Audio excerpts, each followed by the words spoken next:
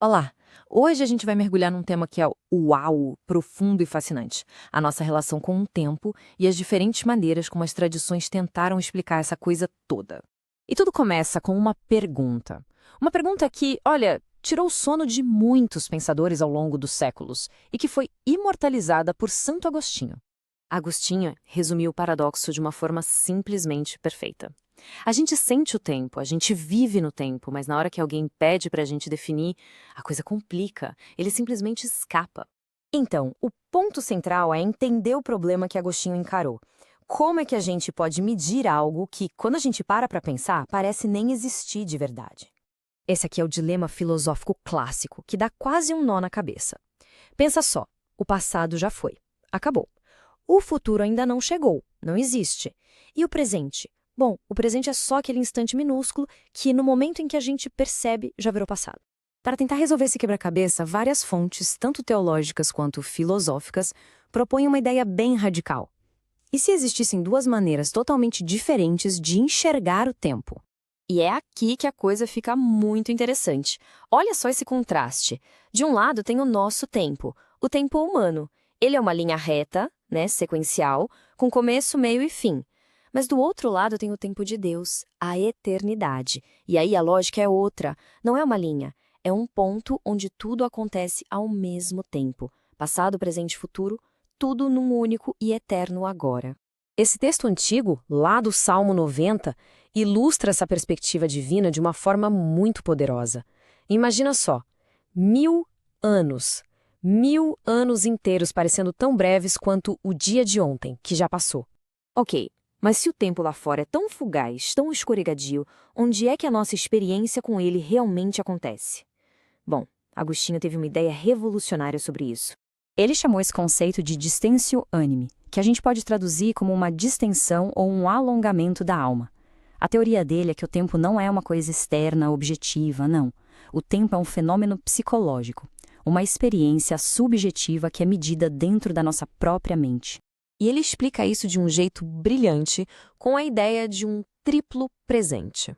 O passado, ele diz, só existe agora, na nossa memória. É o presente do passado. O futuro também só existe agora, na nossa expectativa.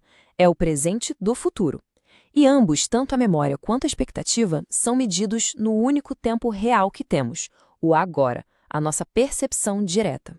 Certo, essa é a parte filosófica. Mas como essa realidade divina, atemporal, se cruza com a vida humana que é vivida no nosso tempo linear?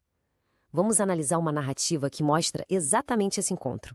A história de Isaac, contada numa das nossas fontes, começa com uma ordem bem contraintuitiva. No meio de uma grande fome, a instrução que ele recebe é: fique exatamente onde está, nessa terra árida, e não fuja para o Egito, que era conhecido por ser fértil. E o resultado da obediência de Isaac é simplesmente espantoso. Naquele mesmo ano de fome, ele teve uma colheita 100 vezes maior do que o normal. É um resultado que desafia completamente a lógica e as expectativas do tempo comum. A interpretação que se dá a esse milagre é que o segredo não estava no local, nem na ação de plantar em si, mas sim na presença divina. A ideia é que essa presença tem o poder de criar abundância, de criar uma realidade que está fora das circunstâncias normais do tempo. E se essa história mostra um milagre acontecendo dentro do tempo, um outro relato bíblico descreve um evento que parece alterar a própria estrutura do tempo. A cena é a seguinte: o rei Ezequias está à beira da morte. O profeta Isaías garante que ele será curado, mas o rei pede um sinal, uma prova. E o sinal é inacreditável. Deus faz a sombra no relógio de sol real andar para trás. 10 graus. É como se o tempo literalmente tivesse sido revertido. Então, depois de tudo isso, o que a gente pode tirar para a nossa própria experiência do momento presente? Bom, a gente viu que a nossa percepção do tempo é algo flexível, é quase uma experiência psicológica. Vimos também essa ideia de uma realidade eterna, onde tudo acontece de uma só vez. E as narrativas de fé nos mostram momentos em que essas duas dimensões parecem se cruzar.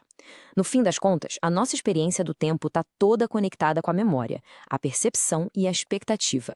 E isso nos deixa com um pensamento final, uma provocação. Se a nossa percepção de passado, presente e futuro é toda moldada dentro da nossa mente, o que isso significa para a importância e para o valor da vida que a gente está vivendo? neste exato momento.